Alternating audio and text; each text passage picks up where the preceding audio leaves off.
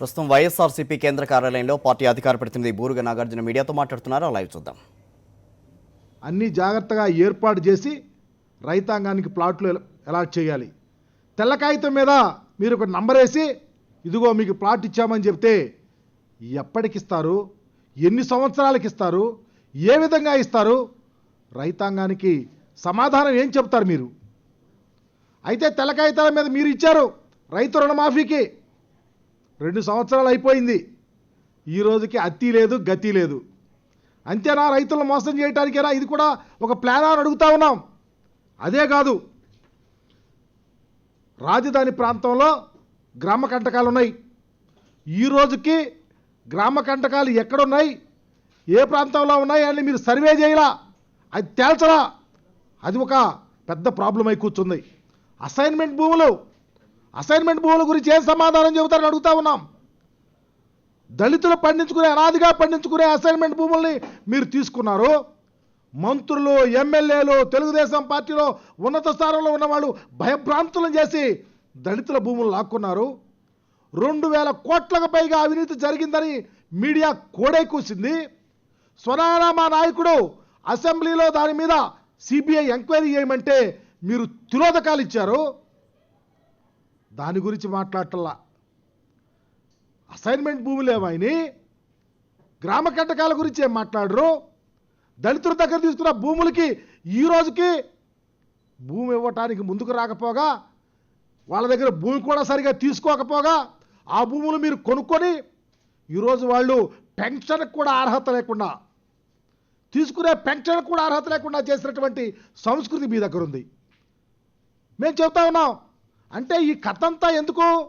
మీరు ఎప్పటికి ఇస్తారు, ఎన్ని సంవత్సరాలకు రైతులకి దగ్గర తీసుకున్న భూమికి ప్లాట్ అలాట్ చేస్తారో చెప్పలేకపోతున్నారు. మెయిన్ ఒకటే ఉంది, మీరు సింగపూర్ కంపెనీ వాళ్ళకి 17,000 ఎకరాలకు పైగా భూమిని వాళ్ళకి అప్పళంగా ఇచ్చి రియల్ ఎస్టేట్ చేయడానికే మీరు ఈ తెల్ల కాగితం మీద నంబర్ వేసి ప్రజలకు, రైతులకు ఇవ్వడానికి ముందుకెళ్తా ఉన్నారు. దీని మీద మీరు సమాధానం చెప్పాలని అడుగుతా ఉన్నాం. రైతాంగానికి అభివృద్ధి చేసి ప్లాట్లు ఇస్తే ఏ ప్రాంతంలో ఉంటుందో, ఏ ప్రాంతంలో మీరు కమర్షియల్ జోన్ ఎక్కడ రైతాంగానికి ఇచ్చారో, ఏ రేట్ ఉంటుందో, ఏ విధమైన అభివృద్ధి ఉంటుందో, ఏ విధమైనటువంటి వాళ్ళకి న్యాయం జరుగుతుందో రైతులు గుండె మీద చేసుకొని నిబ్బరంగా ఉండేవాళ్ళు. మీరు తెల్ల కాగితం మీద నంబర్ ఇచ్చి ఎప్పుడు ఇస్తారో తెలియకుండా, ఏ ప్రాంతంలో ఇస్తారో తెలియకుండా అప్పలంగా సింగపూర్ వాళ్ళకి మాత్రం 1700 ఎకరాల భూమి వాళ్ళకి కట్టబెట్టి వాళ్ళ దగ్గర రియల్ ఎస్టేట్ చేసుకొని ఏదో దూర ప్రాంతంలో రైతులకు ఇచ్చామంటారు.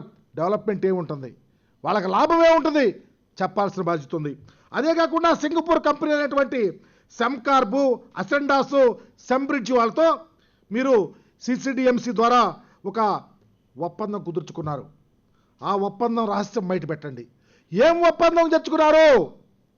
మీరు రైతులకు ఉపయోగపడేదా, ప్రజలకు ఉపయోగపడేదా, రాజధానిని బాగా డెవలప్ చేయడానికి ఉపయోగపడేదా?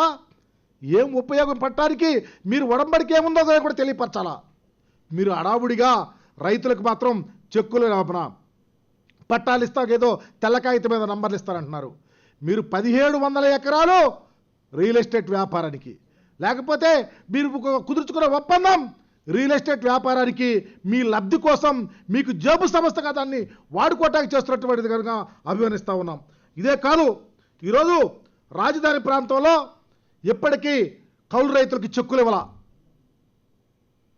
ఎందుకు ఇవ్వలేదు? 5-6 నెలలు అయింది. ఈరోజు రైతు కూలీలకు పెన్షన్ ఇవ్వాల. ఎందుకు ఇవ్వలేదు?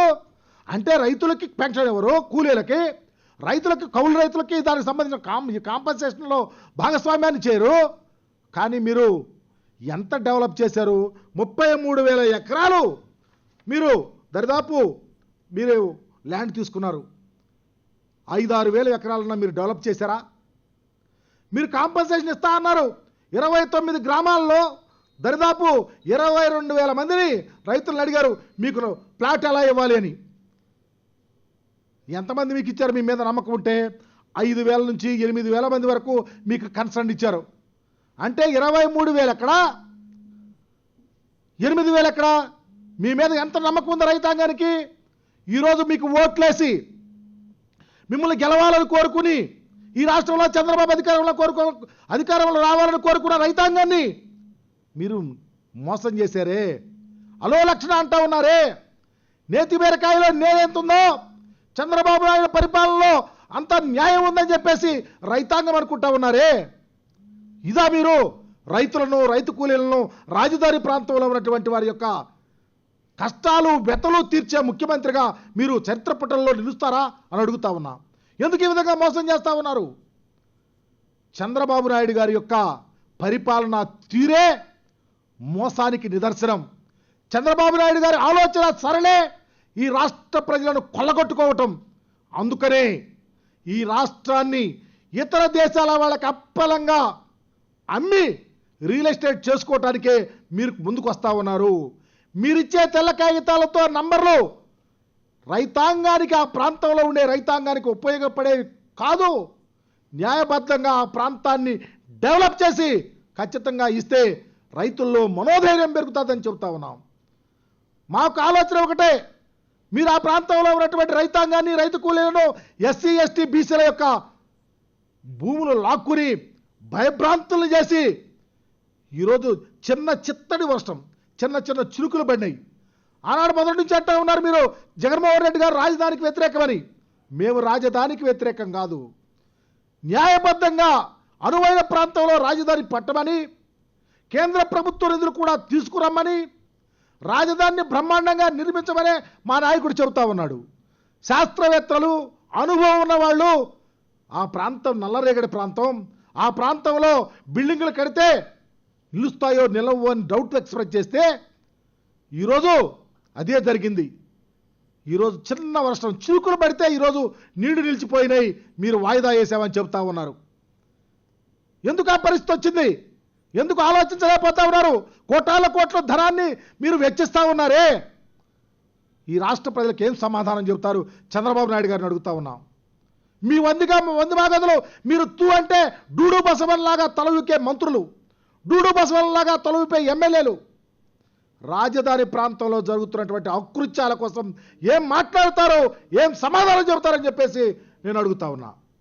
అందుకనే నిబద్ధతతో వైఎస్ఆర్ కాంగ్రెస్ పార్టీ నాయకుడు జగన్మోహన్ రెడ్డి గారు ఇస్తున్నటువంటి ఆలోచనలు తీసుకొని రాజధాని ప్రాంతంలో తక్షణమే రాజధాని రైతాంగానికి, రైతు కూలీలకు, ప్రజలకు ఉపయోగపడమని చెప్పేసి మేము డిమాండ్ చేస్తా ఉన్నాం.